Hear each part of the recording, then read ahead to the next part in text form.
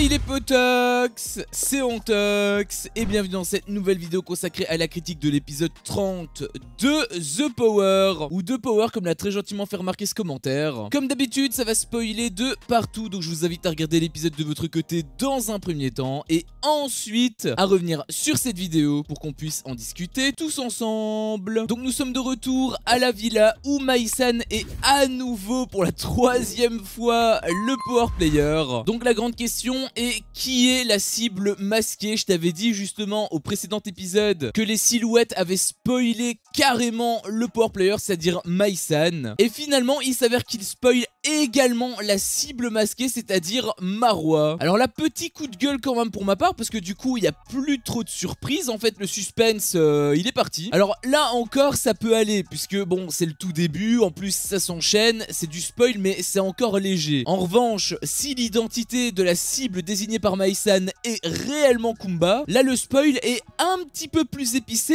et je pense que je vais l'être tout autant. Et donc Mai-san avait une strat qui était pas spécialement bête, Marwa avait d'ailleurs la même, c'était de se trouver mutuellement, c'est-à-dire que Mai-san en tant que power player c'était de trouver qui était la cible masquée, et Marwa qui était également la cible masquée c'était de trouver qui était le power player. Leur stratégie était quand même assez intéressante, puisque l'idée c'était de se rassembler et de travailler ensemble pour justement brouiller les pistes de la cible désignée par le power player, et comme ça arrangeait bien les deux, puisque Marwa et Mai-san auraient toutes les deux été sauvées. Et donc la première personne avec qui elle discute c'est Eddie, et donc elle le cuisine un petit peu. Après bon, Eddie l'a cuisiné aussi. D'ailleurs on aurait dit un petit film de western entre les deux, t'avais les deux qui essayaient de trouver la vérité tout en cachant la leur. Alors Eddie il a rien à cacher, mais Mai-san par contre elle voulait vraiment pas lui dire que c'était elle le power player, et donc ils se décident à collaborer ensemble. C'est pour ça qu'ils se serrent la main pour signer un petit peu en quelque sorte le contrat. Et ça m'avait fait rire parce que t'avais Marwa qui avait vu ça, du coup elle demande c'est quoi ce pacte, et du coup il savait pas trop quoi répondre. T'avais Mai-san qui disait on s'aidait à se lever, et dit qu'il m'avait fait rire parce qu'il avait fait quel pacte. C'était un petit peu cramé en effet. Puis Marwa avait ensuite discuté avec Mai-san et Eddie, et elle avait dit en interview qu'elle avait quand même pas mal de suspicions sur Mai-san. Elle perd pas de temps hein.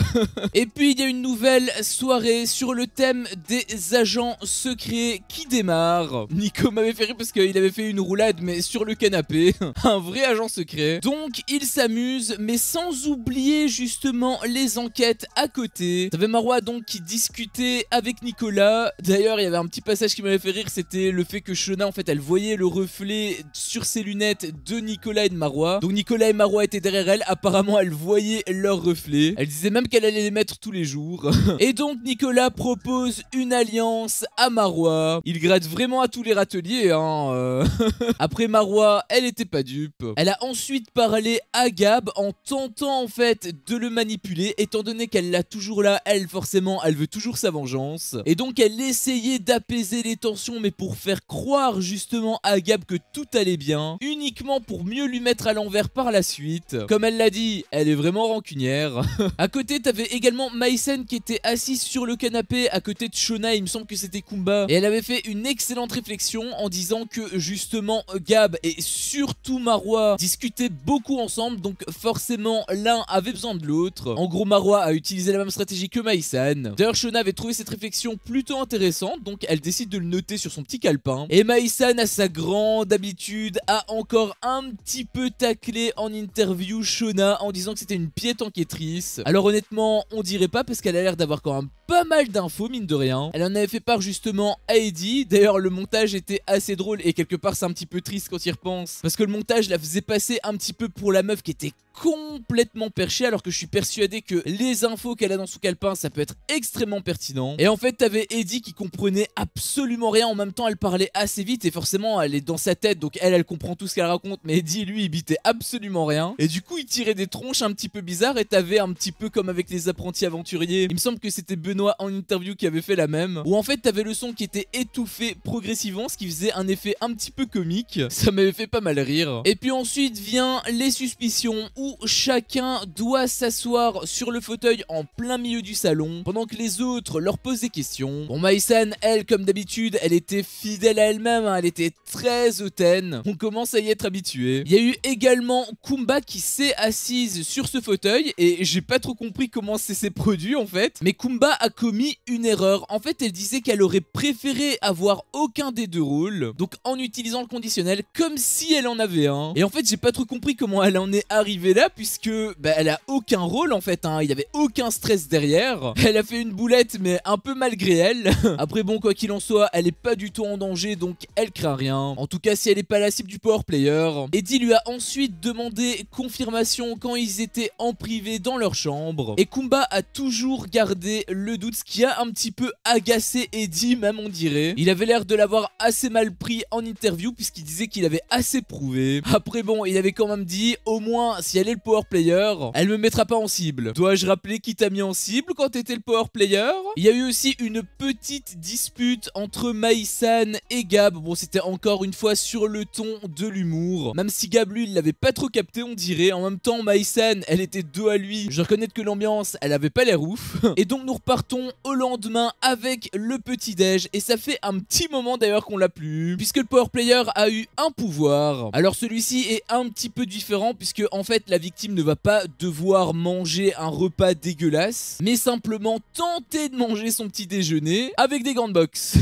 La cible cette fois-ci était Kumba, et forcément tu doutes bien que c'était pas du tout simple, mais elle a quand même réussi à manger, donc c'était quand même plus facile que les autres pouvoirs au petit déjeuner. Pendant ce temps, Marwa est dans son lit, elle a une petite strat. En gros, elle fait croire qu'elle va pas bien pour tenter de soutirer des informations. Alors je vois pas trop c'est quoi le rapport entre le fait qu'elle va pas bien et le fait que les autres vont lui donner des informations. J'ai pas trop compris c'était quoi sa logique en fait. Après, Gab voulait quand même la réconforter, sauf que Marwa, elle, encore une fois, elle a toujours en travers de la gorge avec sa trahison. D'ailleurs, elle l'avait un petit peu provoqué en disant qu'il était le soumis de Mai-san. Au passage, Gab pensait qu'elle rigolait avec lui, alors que pas du tout. Elle était ultra froide, regard ultra vénère. Elle qui voulait apaiser les tensions, je pense que c'est un petit peu raté là, hein. Puis Gab était sorti pour faire place à Eddie et Mai-san. Donc il parlait stratégie. Mai-san pense que Gab est la cible masquée, alors que Eddie, lui, il pense qu'au contraire ça va être la prochaine cible. D'ailleurs, ça m'avait fait pas mal rire parce qu'il avait dit qu'il ne savait pas qui était la cible masquée, mais il avait quand même pointé du doigt discrètement entre guillemets Mai-san, sauf que en fait, elle est à côté.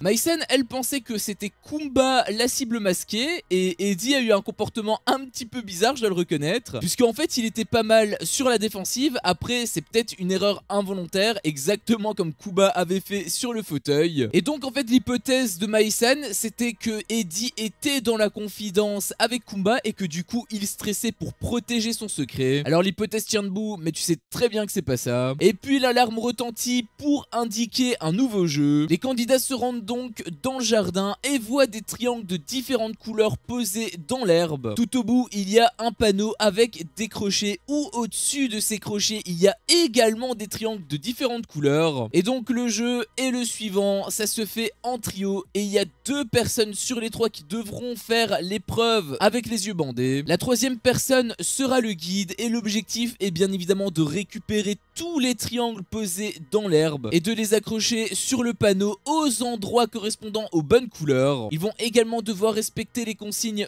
de la voie qui est inscrit sur une feuille. Donc il est inscrit par exemple premier passage avec un triangle de telle couleur à ramasser, puis deuxième passage avec d'autres couleurs, etc., etc. Et donc la première équipe à accrocher tous ces triangles remportera le jeu et donc forcément l'indice. Bien sûr, tu l'as compris, ils sont 7, donc le power player a encore une fois un pouvoir. Il peut empêcher une personne de jouer et la personne que Mai-san a choisie, c'est Shona. Elle justifiait son choix en interview en disant qu'elle avait aucune affinité avec elle, donc ça va être très compliqué de la manipuler. C'était plutôt cohérent. Shona disait que le power player avait peur. Oui, ça doit être ça.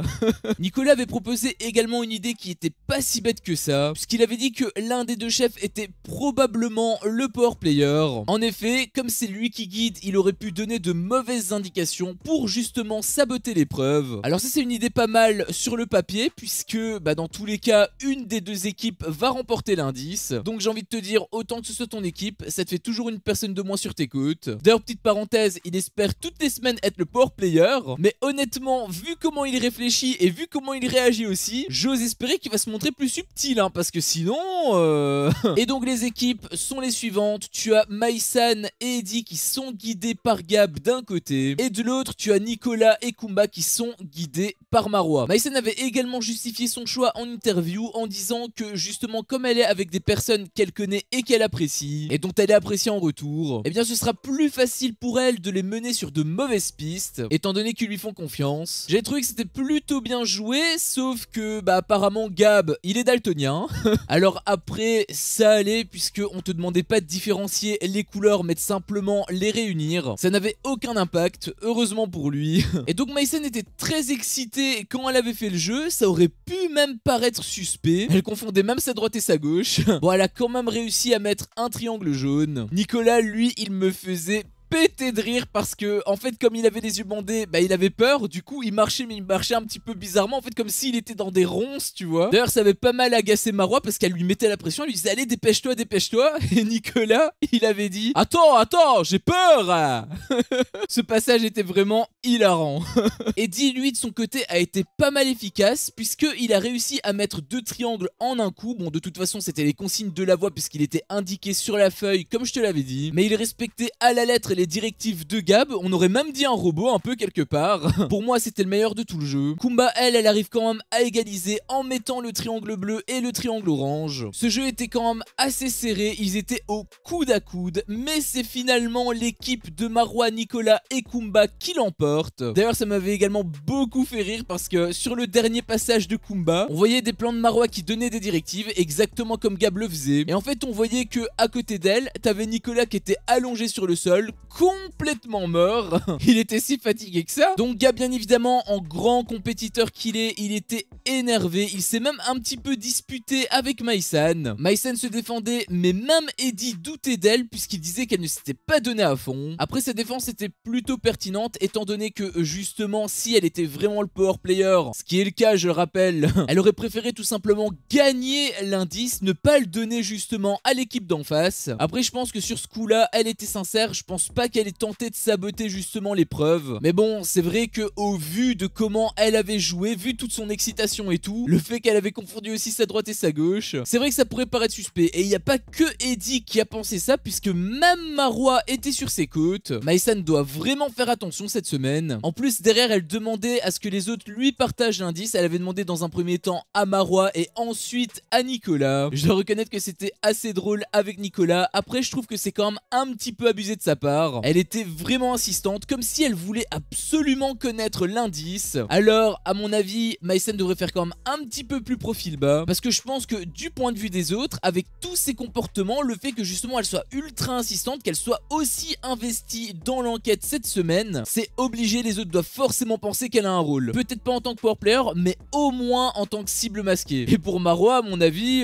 ça doit être d'une évidence évidente, hein. Donc les vainqueurs se dirigent dans la salle des indices. D'ailleurs, je sais pas si ça s'est déroulé comme ça, mais on aurait dit que chaque personne avait été individuellement. Comment ça a été filmé, le fait que l'écran était partagé en 3, comme s'ils étaient pas sur le même plan. J'ai trouvé que c'était assez bizarre, pourquoi pas leur avoir révélé tous en même temps en fait. Enfin bref, l'indice leur est révélé et nous, forcément, on n'en sait strictement rien. La seule chose qu'on peut savoir, c'est que Nicolas est apparemment sûr et certain de connaître l'identité du power player. Alors vrai suspense ou pas, vu ce qu'on s'est mangé ces dernières semaines, on commence à y être un petit peu habitué. J'aurais tendance à croire que en fait, il est sur une mauvaise piste. Après, cette fois-ci, Nicolas avait quand même précisé qu'il connaissait l'identité de la power player, donc il sait que c'est une femme. Ça lui laisse une chance sur 4 pour la trouver, donc j'ai envie de te dire rendez-vous lundi pour être fixé. Bref, c'était mon avis sur cet épisode, un épisode qui était aussi assez intéressant, j'avais trouvé. Bon, la première moitié de l'épisode était assez lente, même s'il y avait quand même quelques petits passages qui étaient plutôt drôles. C'est vrai qu'il y a certains moments qui m'ont bien fait rire.